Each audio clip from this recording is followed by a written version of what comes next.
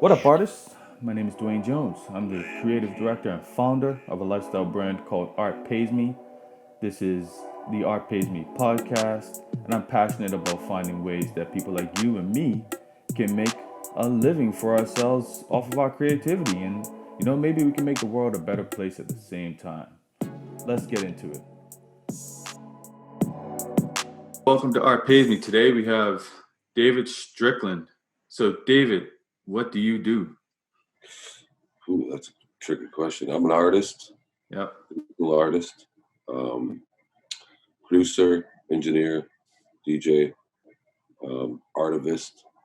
It's an activist. I use my art to speak to issues and things that need to be discussed. Sometimes we don't want to talk about them. And sometimes art is a good, or entertainment can be a good way to bring those discussions up. So, yeah, that's what I do. Got you.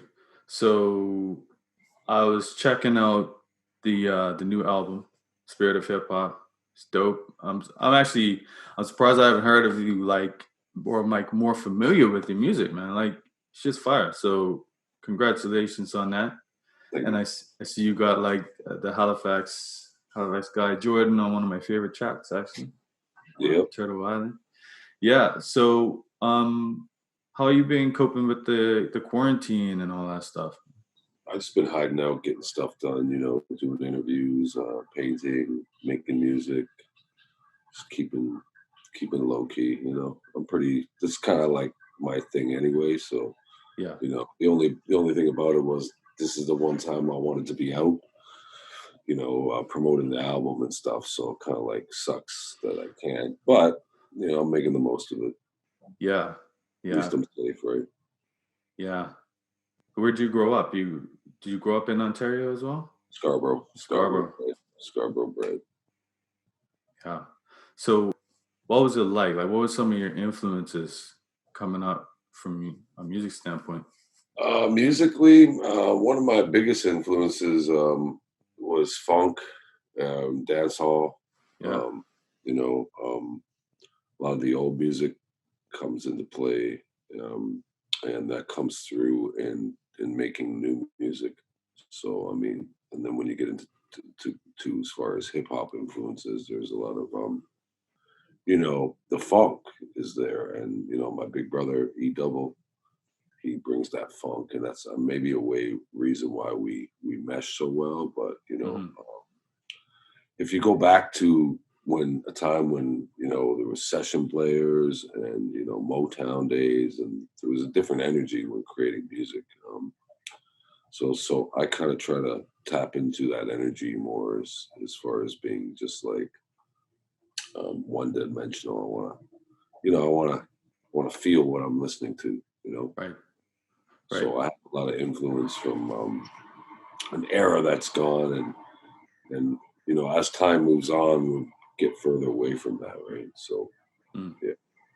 So would you say, like, in terms of your music making process, you prefer the live studio situation, like where it's just you and Sometimes I like to mix both, sometimes and it could go both ways. Like I could program something and then go back and add live instrumentation to it. And then it's like, I was gonna say like baking or something, but not really. Like as long as you're putting in and taking out, right? You're not just. I don't go by rules. A lot of times people have a set way they do things, and I don't. I just like to like mix it up. You never know what can happen. So that's my attitude. I keep an open mind. Got you. And so one thing I like, or I find really interesting too, that like you talked about hip hop as native culture in like a 21st century context. You want to explain what you mean by that? Well, it's my tattoos here, which is saying that it's the same thing. Our culture is the same as hip hop. The DJ is the drummer. Yeah. MC is the storyteller. The b-boy is the dancer. The graffiti artist is the petroglyph writer or the sand painter. And basically, I mean, there's the fifth knowledge is peace, love, unity, and understanding. There's, it's more than the four elements now, but I'm just trying to show the correlation between the cultures, and this is not just this goes for all indigenous culture in Mhm. Africa. There's indigenous culture all over the world, but I'm in North America, Turtle Island, so I'm connecting with what I know with my people and showing that this has always been here. Mhm. This is not new, and Yeah. we need to utilize this modern context because what's happened is the colonization. There's a time when we couldn't even perform ceremonies, or we had to hide things, and that's taken its toll. And some places things have been lost, right? Mhm. So this is a vehicle that we can use to tell our story. That's what I'm getting at. Right, right. So, Because like, it's yeah. not just rap. When you see the storyteller, it doesn't mean you just have to rap. You can Yeah. sing, you can rap, you can spoken word. I'm not putting anything in a box, right? Right, right. So, like, I was looking into your background, and they talked about like the idea of Indian status being revoked and all that kind of stuff. And you brought up an interesting point about like some of the requirements they're asking you for are things that are lost due to colonization. Mm. And I find that interesting too. Like for me as a person of African descent, I'm from Bermuda, and my friend probably posted a list of um, just it was funny. Like, well, not really, but slave owners were given like reparations because they had to give away their slaves, and the list of names were like a bunch of names of Black people I know, including my own family name, Right. and it's like that's as far back as I go though. Like that's as far back Can't as my tell. history. Right. Right. I can't really directly connect to my African culture. So to say that I'm not really African descent is crazy, right? So But what the situation was here you had colonization made things a certain way. So they said, okay, we're going to try and right that wrong, right? Mhm. Um, and the numbers got too big. So they put in an agreement, but in that agreement, there was a lot of racist, like, in my opinion, like sentiment, like things that, like, for example, they wanted pictures of us in ceremony Mhm. or pictures of us. So, for example, in ceremony, I don't take pictures in ceremony, number Mhm. one. Number two, you wouldn't ask somebody of a religious faith to send pictures of them praying and stuff. Mhm. Then they wanted pictures of us, say, like I was at a powwow and somebody took a picture and it was in the paper. Now, how many people are going to have that? Mhm. Number two, how many pictures are going to get into the thing? The biggest point of all that was the powwows in the area, in the region, didn't come back till after this. Right. So I think they're what, 6, 7, 8, 9, 10th year now. So you're asking for pictures. You guys erased us from doing our traditional things and doing ceremony and stuff in public or in period because people were so ashamed and they hid it and it started getting lost. And Yep. then you want proof that we're being, even though you have the genealogy Mhm. and you know who everybody is and they probably had it already. So you have that and you're saying that that's legit, but then you're like, okay, well, you got to have this now. And I'm like, well, you're asking for something that even things like proof that I would go to the island. I'm Mhm. like, why would I keep plane tickets from 30 years ago? Right. They're thinking I'm going to need it. Right. So that's already unfair. Um, then the other interesting part was here you have, so my family originally comes from Halifax Mhm. in Nova Scotia. Okay. And some of us got trapped and then some of us got sent back and pushed on reserves. And there's so many stories depending on what part of the family you're talking about. So for those of us who were left on the island, there's they've made this band that is a landless band, meaning there's no reservation. We don't have Uh-huh. any land. Okay. So Okay. after that, you've established in your mind that okay, we're a landless band. Now the issue was you have to prove connection to the community, which means frequent travel. So they're saying if you don't go to the island, just like you were saying, well, I'm not African now because I can't prove it. Look Mhm. at me, right? So you're saying, we know I come from the island, but now you're saying I can't be a part of the band because I don't live on the island or I don't go to the island enough. But Mhm. yet that's supposed to change my. That doesn't change who I like my roots. That doesn't change my genealogy, Yeah. right? So I'm still indigenous, but you're not going to recognize me now after you asked me to be stand up and be accounted. So and you're like, okay, you're legit, but and so you don't have any place for me to go to. I mean, I could go there on my own, but like you're saying, we don't have a reserve Mhm. and all these other things, and then so it's like this circle of you're just doing it all over again, right? And it's just Yeah. like it's absurd to say that. Well, if I left my reservation, that means I'm not indigenous. Mhm. Yeah, Well, exactly. that doesn't make any sense. So that's where I have issues. Um, and here we are a year after so we've had a few cases in the courts about this, Mhm. federal court, and one of the results was a letter that was issued to some of us Mhm. um, to add stuff, and I added some stuff, and that was about May 2019. The deadline was, and I sent, and I just went ham on, because I don't have a lot of stuff from the past, but I have tons of stuff from now. Yeah. So I overwhelmed, and it was crazy because I was performing at the Indigenous Music Awards last year, so I was like, the timing was crazy. And then now, if you look yesterday at Spotify, Indigenous Peoples Day was like I was, the poster boy. So Mm. I'm just like, whatever, guys. At that point, but I can't give up the fight, and it's not about them revoking the status or me having my status card anymore. It's more about what the effects it's had on people's families, Mm. um, how people's lives would have been different, and it's deep rooted. And I Yeah. just talked about this with somebody earlier, and that's where the issue is that you've you've kind of like, it's like coming into a house and causing havoc and then just walking out. And Right. then when you come back, you're yelling at the people for the mess. Yeah. You know, so it's deeply offensive. It affected a lot of people in my family, I'm sure. So that's where my issue is. The card thing, the status card, in a way, is like, yeah, there's some things about it I like and I don't like. You know what I'm saying? So it's not a I don't really care about having the card or being registered or being, it's not even about that. It's about Mhm. the fact that, this is like wrong on so many levels. And the idea was to correct some atrocities from the past. So, I Right. won't hold their card. And that's why I chose to speak on it in the music, because Mhm. that's the one avenue I could control the narrative, right?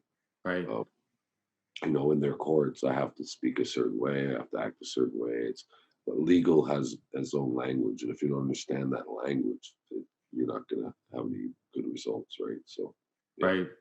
So when your art is more on the production side, so do you technically like seek out artists that could speak to that, like and lend voice to those sort of issues? Sometimes it doesn't always. I don't always go into it with a concept or Mm. a plan. Yeah. Sometimes I will seek out people appropriate. Mm. It all depends. The creation processes happen sometimes in their own way. Yeah. I don't know if you heard the song "Helpless." Yes. So "Helpless" was the last song I did on the album. I wasn't even planning on putting that song on there. It just kind of happened. And I was doing a little mini tour with Violent Ground, and we were just hanging out. And we are like, "Ah, let's make some music, right?" And I was Yeah. more thinking of doing something for them because my album was already finished in my mind. Yeah. But at that time when we made that song, I lost so many people during the making of the album, and Mm. then one of my best friends died last summer, Mm-hmm. and the topic. So there was two things about that song. The topic, if you heard the song, the topic's kind of deep. Yeah. And that's also how I was feeling at that time. So the topic we were talking about was like, wow, like there's got to be other people out there feeling like this, Hmm. somewhere in Turtle Island, but not just from an Indigenous standpoint, in general. And then on top of that, that's kind of how I was feeling when we made the song, because, life is fragile. And it was just like, boom, boom, Yeah, boom. And you're just left here like, wow, and how do you move on, and how do you heal from that, right? So that yeah, song was kind of healing and expression, and those things will just happen. And so when they do, you try to capture them, and yeah, that's what I was trying to do there. And then when when I was finished, I was like, yeah, this has to be on the album now. Like, it's just yeah, one of those things. yeah. So it's like almost serendipitous. Like, Yeah. so like I say we're in a period of revolution right now. I mean, it got kicked off by a black man being killed, but like it's really everyone's starting to look at everything now in a real way, like how everyone's getting treated. Indigenous lives matter. Like all of that. Like, how do you feel about the changes, or if they are changes coming? I think it could be positive. I mean, you can't, some people are upset that they're going too far, but like, what's too far, and why do you feel that way? And you know, if you can't recognize that the whole foundation of this society is built on white supremacy, Hmm. and everything is, the narrative is displayed in a way. Like, I just seen a meme the other day about um, the prime minister called somebody a piece of POS, piece of doo doo, right? Hmm. And he didn't get ejected. And then we Right. have a person of color accusing someone being racist, and then they're getting more slack for being accusing when it was blatantly a racist thing. And then, like, it's like that just proves everything right there. Yeah. I rest my case. The guy is catching more flack for calling it out than the actual person for being racist. Like that, Yeah. like that person should have been ejected. Why would you stop that motion? Hmm. Give me one valid reason why you don't think the RCMP should be investigated or held accountable. All the things that Singh was proposing. What's so threatening in there for you? Exactly. What if there's some truth in there? So like that just it shows you right there. And I mean, I'm not going to get into what I think of the block and Hmm. some of those things that are happening to be.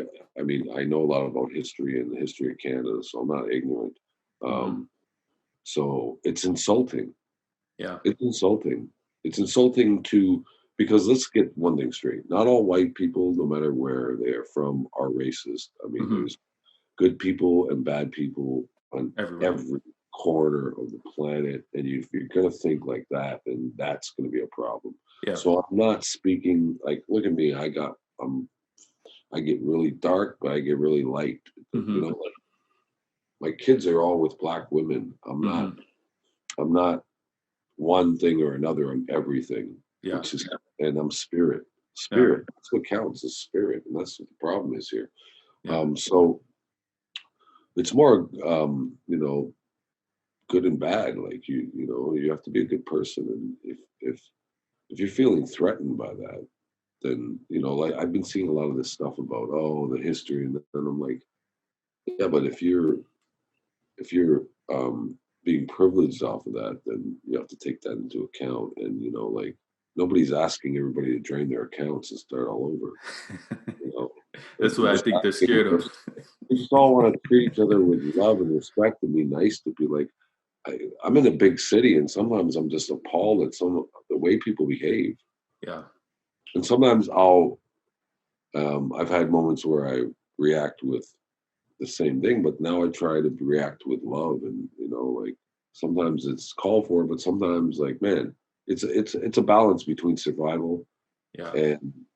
and like trying to teach somebody, because there's always a teaching moment, right? Sometimes like Mm. people will do stuff, and I try to teach them, and people don't get that about me, and I'm like, I could go off the rails, but like it's just going to be a problem sometimes. So like I just try to warn people, like even if it's like seeing a guy yesterday, a couple people driving like maniacs, and I'm like, I don't need to do nothing. That guy is going to be a danger to himself. Hmm. You know what I'm saying? Like Yeah. that dude's going to crash eventually. You keep driving like that, it's not going to be a good result. So I mean, Yeah. like you can't save everybody, but Hmm. I'm just trying to be more positive. You know, Yeah, I hear, it's I not hear always that. easy, right? I It's hear not that. always easy. I mean, like, so growing up, sometimes I remember, I don't know if it was like this for you, but sometimes you just have dudes that just, they try to test you a little bit. Yeah, And it's like you got to find that right balance of letting them know you're not here for play, but at the right. same time, remembering I got to respect certain Yeah, you boundaries. can't always rush into a situation, start busting shots off, right? That's Yeah. you kind of gotta. I always say I can't fall into the trap, Yes, exactly. right? Because then I'm just hurting myself. Some friend of mine always says, you know what he said, just remember, I got stuff to do tomorrow. Hmm. I can't do it from jail, right? This is it. This is Somebody it. pulled a knife on me the other day walking Oh, out, really? like some homeless guy pulling a knife, and I was like, what? I jogged to the car, got a weapon. I'm like, okay, what's up? And he didn't want none. I was like, well, Yeah. I was about Child. to pay $2, man, but you never know. You got to be ready. So, you know, Right, right. be be in shape. You gotta train and get Stay ready ready. for it. Yeah, you never know. So stay ready and try not to it's a balance. Everything's a balance, I find. Like can't go, you gotta know when to go and when not to, you know what I'm saying? Like Yeah, yeah, there's a yeah, moment, you know? yeah. So let's take it back to music a little bit. So you work with a lot of legends. So I guess that technically makes you a legend. I mean, People throw that word around. People throw that word around. a little too much, huh? Well, Yeah. I don't know if it's too much. I don't I try to keep it humble and Hmm. I don't know if I deserve to be on that, scale yet, but it's not my decision. So Yeah. So what was it like working with like people like Meth or Julie Black or like Cardinal? Like, it's like these are people that laid the foundation for a lot of, Wu Tang was huge impact on had a yeah. huge impact on me. Like, yeah, Well, so the one thing I noticed is the energy. There seems to be a really strong energy with a lot of these artists. Some of the moments I had were like, wow. A lot of times I'm like, wow, mm, wow. I still get that, even though I know some of the people like 10 years, 20 years now. I'm like, wow. I'm still like, wow. yeah. Um, I appreciate them. I appreciate it. I appreciate the situation. I try to keep myself grounded. Hmm. Um, I do have moments where I'm proud, because I had a rough journey sometimes and a lot of sacrifice. It wasn't always easy, but there are times, I hold my head high because I'm thankful I get to do what I do. Like I might be driving. Like one of the things I like to do is when I'm working on a song, Yeah. I think a lot when I drive, so I like to hear what I'm working on when I'm driving, Hmm. and sometimes I'll be out driving, and people are hearing what I'm working on, and they don't know, right? And I enjoy that because it's exclusive. That's one thing I enjoy. But back to the question, just being around the legends is like it's a privilege, and anytime I get to be in those situations, I try to just enjoy the moment. Guys like Meth is like one of the coolest dudes you'll ever hang out with. Mm. Always show me love. Um, it's that energy, it's that spirit, man. Like you can't hide. You can't fake it. So Mm. when you connect with somebody, it's got to be real anyway. Yeah.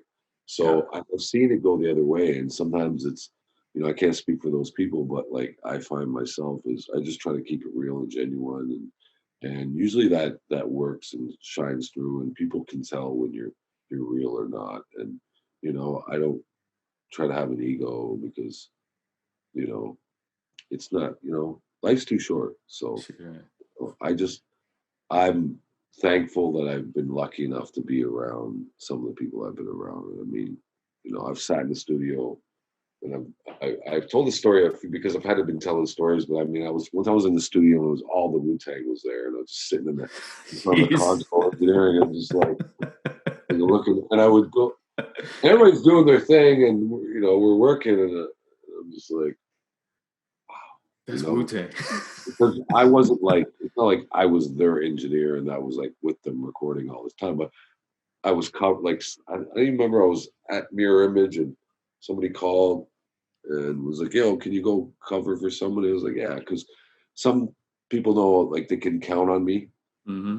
Like I'm not going to go in there and freak out or get like So I get thrown in situations like that, and it's cool because I can appreciate it. So I've had moments like that where I'm like, "Wow, that was fun," like just being in this scenario, right? And it's great Hmm. because you meet a lot of people that way, and I've, Hmm. I've made a lot of great connections through a lot of the people I work with. So I mean, like guys like Cardinal, Yeah. Saukrates, those guys were like brothers, and it's amazing to see how everybody's done their own thing over time. It's been a long time, so I mean, Yeah. to even be here in 2020, be relevant, and Yeah. have history.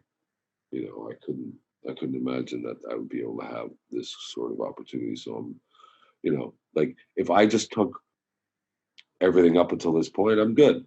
Like always tell people, I had my dreams were like here, and I got to do all this. So I mean, anything else is great. It's bonus. Yeah. So it's all love, right? I So can't. like you got to work on like the OVO and the ground level of all of that when that was popping off. Yeah, Did you got a it's a, plaque there? it's Yeah, awesome. see? Like crazy, man. Like did you predict that that would blow like Drake would blow the way he blew? I knew Drake was gonna blow up regardless. He was blow. I was in the States when he was that mixtape was blowing up. I seen it. Uh, And I was like, oh, they love him down here. He's good. So I knew he was gonna be fine and blow up. But I didn't. A lot of times people get a deal and they have a couple good records, and then there's a sophomore jinx. There's all kind of things that come into play. But I mean, his artistry and it just shows you what kind of talent he is. That it's beyond that level. It's like a there's stars and there's superstars, and like he just took it to a whole other level nobody could have predicted. So I mean, yeah. just to even if that didn't happen, it still would have been a good look. But Hmm. just to be a part of that, that takes it to another level. So I mean, that helps. It definitely helps me. And I'm not really involved there anymore. I'm kind of doing my own thing Hmm. because I kind of thought that it would be important for me to like, I'm Death Squad all day. So I Yes, mean, yes. back in New York all the time, and that's my family, and those guys have been there, and these guys are my brothers too. But Yeah. um, I just was like, it's time for me to like build something for myself, right? And that's what I've been doing with the painting and the designing, and it's not just music, right? Hmm. So So yeah, that's your shirt design? yeah, this is the Death Squad chief, right? Ah, okay, okay. Nice, nice. What I've been doing, what I like to do is flip hip hop logos into indigenous. Um, Uh-huh. Last night I'm actually about to make it. I just did YNCMB. Uh-huh. Young native. It's named to young native creator. What was it? Young native creator makes blessings. Something Uh-huh. I have to look it up, but yeah, I flipped it. I like to flip them. Yeah. And so that's kind of it's given me a lot of this has been one thing's leading to another kind of thing, Yeah. you know. So I mean that's fun. It's creative, and it's you're open, and anything's it's it's interesting because you don't know what can happen, and that's the thrill of it all, right? So Hmm. I'm loving it. So that's how you would sort of describe your visual art style, like more or less taking those hip hop culture things and flipping them No, into that's more something, or design. I mean, that could be considered art, but when it comes to painting, I have like a few different styles and okay. design. I just kind of like a lot of that comes from ceremony. Some of it comes from just vision or just like inspiration. Hmm. Um, but the reason I got into this was because of the painting, Uh-huh. right? And then somebody said, well, it's a medium thing. I wouldn't consider computer stuff art, but yet it is. It's just a Hmm. different medium. And school or what they taught me, but like I would always think I have to do it physically. Mm-hmm. So I've been taking that out of myself, and so I mean, the computer stuff is like a whole new medium, and so I'm trying to expand my horizons and try different mediums. You know what I'm saying? Yeah, I feel you. I You kind know? of jump between both as well. So I got the paintings in the back, and then I do t-shirts too. So it's interesting to see how the different things work your brain in a different way.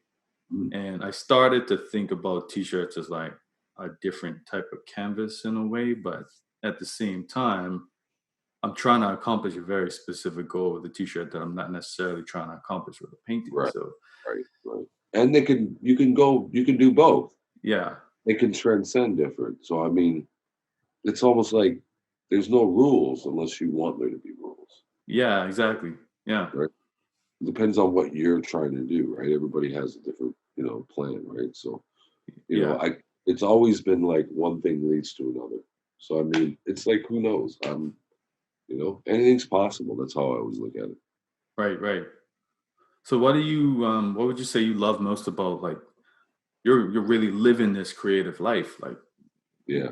could you imagine doing like a 9 to 5? Is that what Had a lot of moments about, I gotta go find a nine to five, and I couldn't. Now I'm so into a routine hmm of how to make it work, how to, it wasn't easy. I didn't plan on getting to this point, but there was a point when I kind of went, okay, I guess this is what I'm doing. I better figure out a way to make this work right. because I'm supposed to be doing this because, it's become a thing. So Mm. no, I couldn't.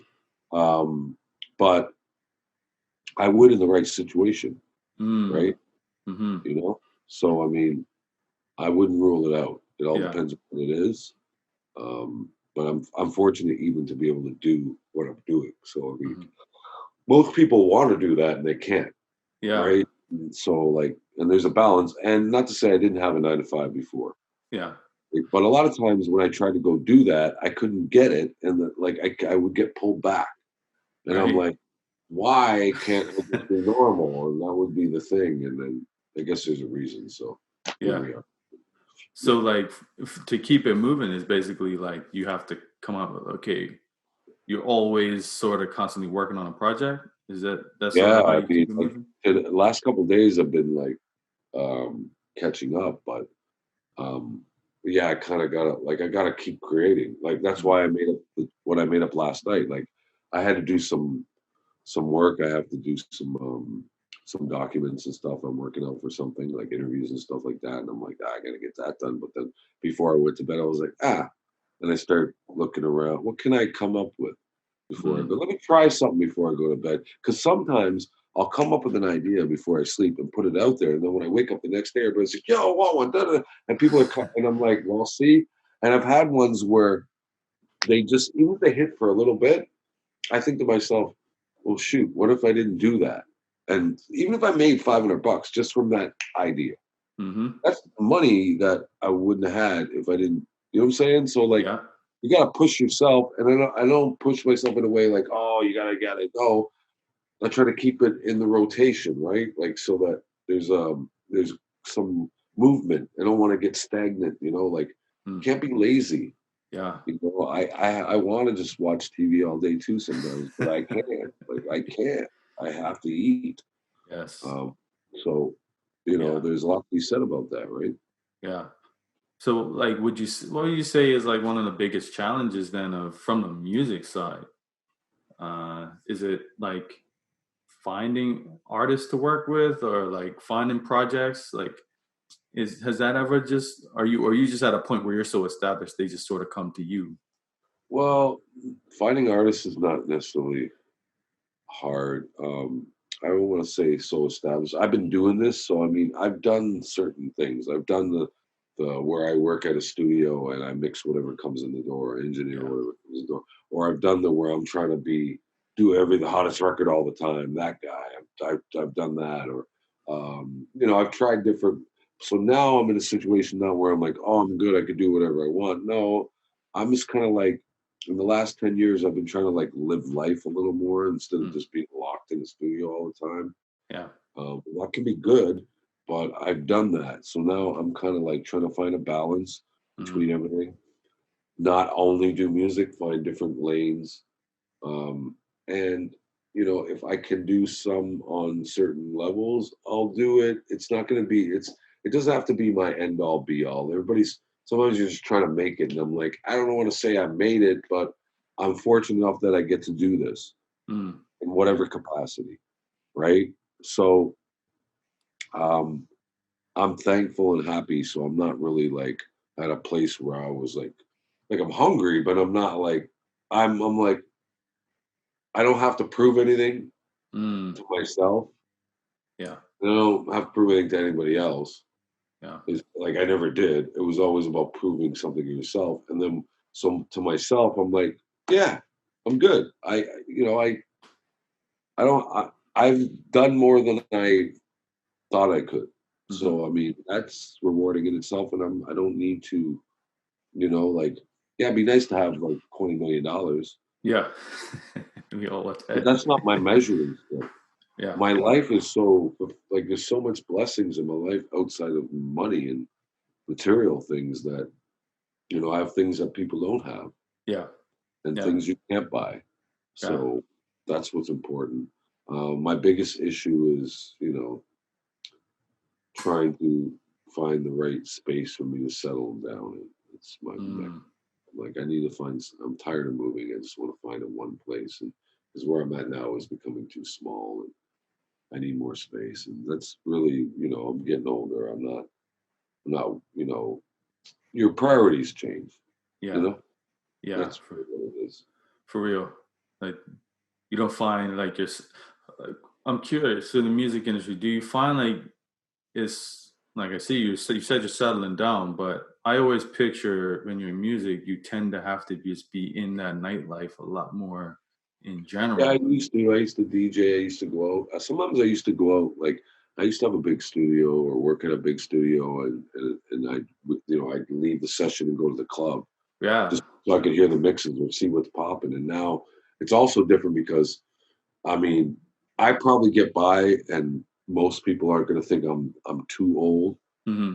when I'm in the club. Like I'm Hmm. not, like I don't want to be in the club with kids that are my kids' age, Yeah. but it's not so bad. It's not like I don't have white hair. I'm not Yeah. like all wrinkly. So it's not, I don't, Yeah. you know who I am. You're going to be like, oh shit. So it's not too bad, but I don't feel the need to have to do that anymore Yeah. because, and I do sometimes, but like I don't drink Hmm. and I'm not, my motives for going out were to listen to music, sometimes recreational, Yeah. and it's a different time. So, and now you can't even go. They don't even have the clubs. But I mean, before the Yeah. COVID thing, Yeah. it was, and there's a lot of violence in the city too. But I just been trying to like keep it the opposite and low key because I already did it all and seen it Yeah. all. And like sometimes it just doesn't change. It's like the same party, different people. Absolutely. Right? I had a good time. I'm good. I Yeah. don't. No complaints. No complaints. So, what is there anything you want to talk about for the new album? Like anything specific you want people to know about it? Yeah, it's a story. You should listen to it from beginning to end if you get a chance. Okay. Uh, you know, I was going to say September, June 29th. It's on all platforms. Okay. I'm very proud of the record. I hope it resonates the way I seen it. It it's special. It's different, and I'm hoping people take away from it what I brought forth. So, I mean, if you get a chance, at least take a listen to it. You know. Hmm. Yeah, I really enjoyed it, and I do. It's interesting for me. Like I can sense it. Kind of has like I get a little bit of boom bap. Like I feel like it's hip hop, but like I also feel that like strong indigenous culture connected, and I can see how you really did a good job of infusing the two together. Yeah. And then you have that intro at the beginning, just kind of explaining how they're one and the same. So like actually, who I'm not familiar. Ernie Ernie Paniccioli. Paniccioli, Paniccioli, yeah. Paniccioli. Okay, and who is he? You don't know anything about Ernie. So No. Ernie grew up Ernie's from Brooklyn. He grew up in Brooklyn, the Bronx, and he's a Cree man who started doing photography from graffiti, Okay. taking pictures of graffiti writers, which led him to doing the rappers. And Uh-huh. he has a 30-year history of, he's one of the most prominent photographers in hip hop. There's a Well, book out called Hip Hop at the End of the World. so he shot everybody. Like he shot everybody, Pac, Big, you name it. Ernie was there. So the reason Ernie brought this teaching into my life. Okay. Ernie we have a similar story. I mean, I didn't get to engineer all those people, but I mean, we know a lot of the same people. We have this connection, and it was appropriate, and he was a perfect, person. He's so deep, he's so kind, and it was appropriate, and he brings a lot to the table. I mean, there's a lot of cosigns. If you look at like Ernie's a cosign, the Squadron is a cosign. Like these are like real, like this is not a, I'm keeping it real. Like this is what we do, this is who we are, right? So like, You got EPMD throughout the album. Come on, yeah. Who does that? Nobody. I've been on the road with them. I've been in the studio with them, been on the road with them. They're like my big, I could call them right now. They're like my big brothers. Like, who has that? Who has that? Like, I'm so lucky that I can even, and these are all relationships built over time. And, when you spend time with people and you bond, that's what it is, And I've been very fortunate to be able to spend time with people like that, I mean, it's amazing. So like, would you say that being like a nice guy or just a good person in general in this industry goes a long way? Well, you got to have a little bit of both because not everybody's going to tell you I'm nice. I have moments and I don't take shit from people. I don't like abuse, and I don't, I don't appreciate. Like I give respect, and I command respect, and I think that's, everybody deserves that, but everybody acts like that. So I mean, I'm a nice guy, but don't tread on me. You know what I'm saying? Got you. So you don't play that superstar shit. If they try that superstar shit, I'm not a superstar. I don't be all hype. Like people come up to me, I'm like, I'm not Mr. Cool. Come say what's up. Hey, how you doing? I'm not.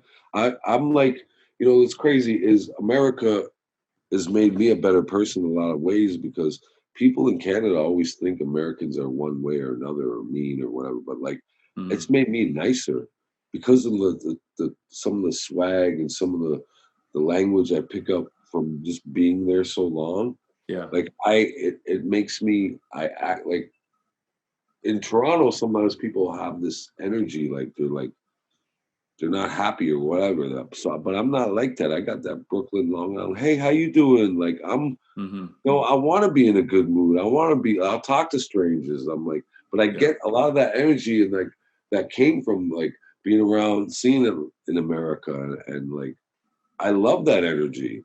It's great. Like, why not be happy? So I'm, I'm not no superstar shit over here. I'm just like, hey, what's up? I'm nobody. Nobody knows who I am. So it's perfect because I have this mystique in a way where I have this deep history, but nobody knows who I am. I can move freely. Ain't nobody gonna stop me and be like, yeah. Like people will stop me in the street. I'm like, yo, gee, like there's people who know and people call me legend, but I don't walk around like, you know what I'm saying? That's the I heard the great thing about being like a producer in that way. It's like the people who know, but right. you but know, most people don't. So it's it's still good be like that. yeah.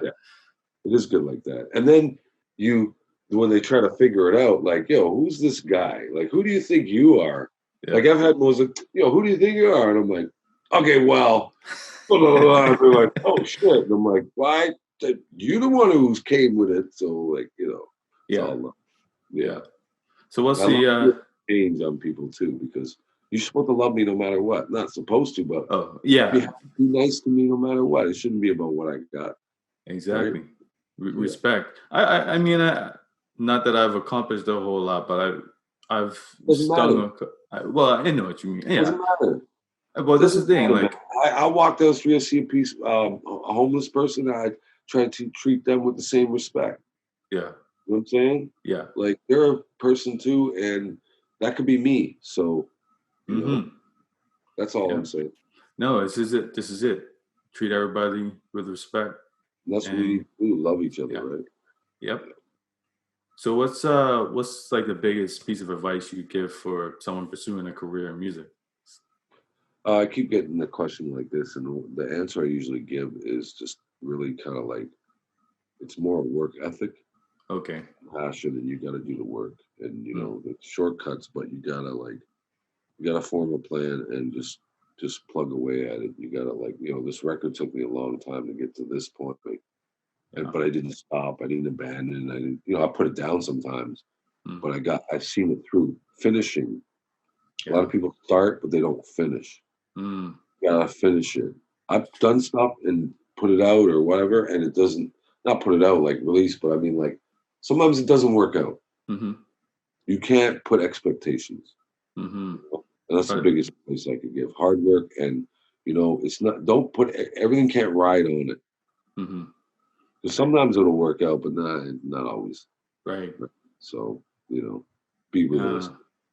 So like, you find yourself like working constantly? Like Oh, I do. Sometimes I go hard for days, but like I have waves. then you chill. Mm. Yeah. Yeah. I'm trying to get off of I'm kind of looking forward to the album coming out so I can take a break. I've been really working and I built up work that I got to get done after because the balance is a balance. And, I don't know what's going to happen after this. So I'm just trying to keep my head on straight. Yeah. All right. Well, David, thank you for doing Art Pays Me. I appreciate you sharing some wisdom. Thank you for having me. Yeah.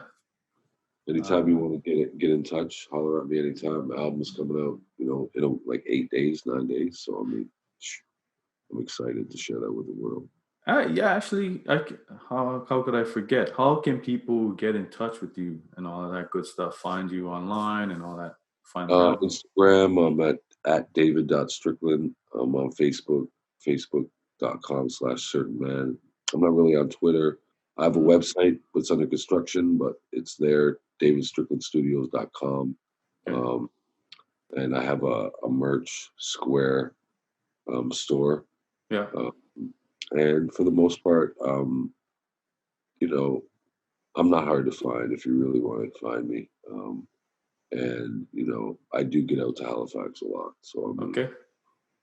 I'm trying to come out. I heard they're opening the province up, so I'm trying to get out there next month or maybe in August. Okay. But yeah, it would be really dope to link up or something when I get out there or whatever. I mean, I'm always in chill mode, so I like to hang out. Sure. Yeah. Hit me up. Hit me Keep up. in touch. Keep the dialogue open, and you never know what could happen. We could always build in some way. Who knows? Yeah. Yeah. If shit, we could do a collab with the brands too. Who knows? Let's go, baby. I'm always about it. So yeah, man.